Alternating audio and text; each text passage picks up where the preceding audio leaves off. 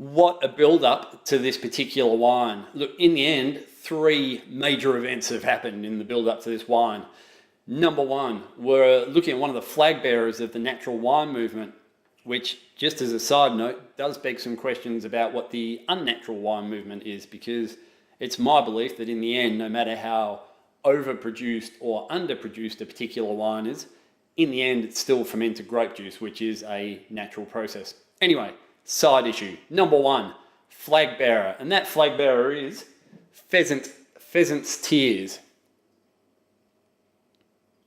Now, second thing to happen with regards to this wine is that it's a wine that's made in Georgia. Now, the country Georgia is considered to be one of the oldest wine regions in the world, and is thought to date back, winemaking in the area is thought to date back 8,000 to 9,000 years. So, big number.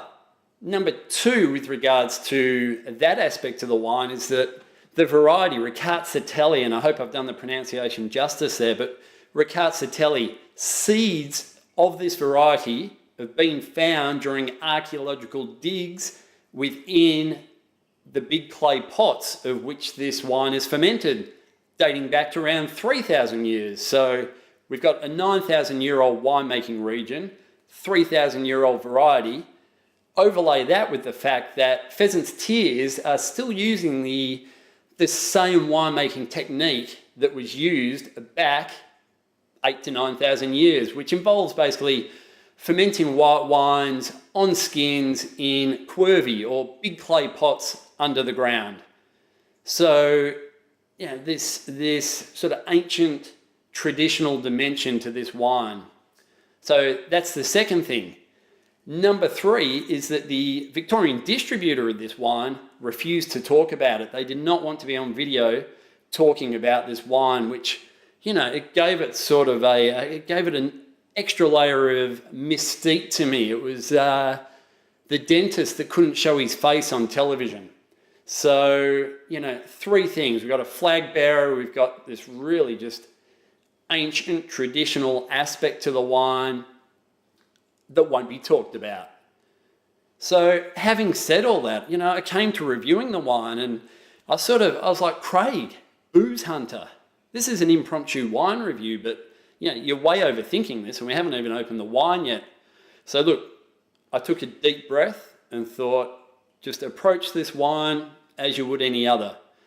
There was one caveat to that, and that caveat is that, look, when I look at a Chardonnay wine, I have this sort of arsenal of Chardonnay characters that I know, and I expect some of them to be somewhere in the wine, and I look at the Chardonnay, taste the Chardonnay, use the descriptors, use some from my arsenal and basically classify the Chardonnay based on what I see and taste with these classic descriptors. When it comes to Rkatsiteli, I have nothing of that. So I did before this actually spend some time with this wine and, you know, just really took it in. Spent some time with it, had a look at it, got to know it. We had a bit of a chat, became friends. It turns out we share quite a lot in common. And I'll preface my tasting notes by saying it's actually a really damn good wine. And I look forward to cooking scallops and entertaining both the scallops and the wine whilst I consume them. So let's have a look at the wine.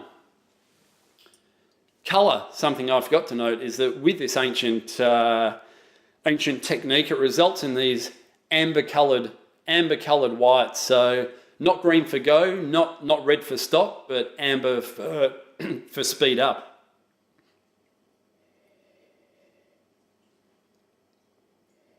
On the nose, there's this huge floral aspect to it of hawthorn shrub, orange blossom, and then intermingled in there's, you know, some characters of sort of, you know, a really light honey toffee type character. I expected that to be a lot more pronounced, but it's not. It's in amongst the aromatics and contributing. And then there's definitely a spicy character, some, you know, ground cardamom, and there is some like bruised Fuji apple fruit. It's quite an amazing nose. But I guess the most amazing part for me, and I apologise, this is going on some time, but I hope you're entertained. The most amazing part for me was tasting it. Now, If I had tasted this wine blindfolded, I had no idea that it was a amber for speed up wine, I would have tasted it.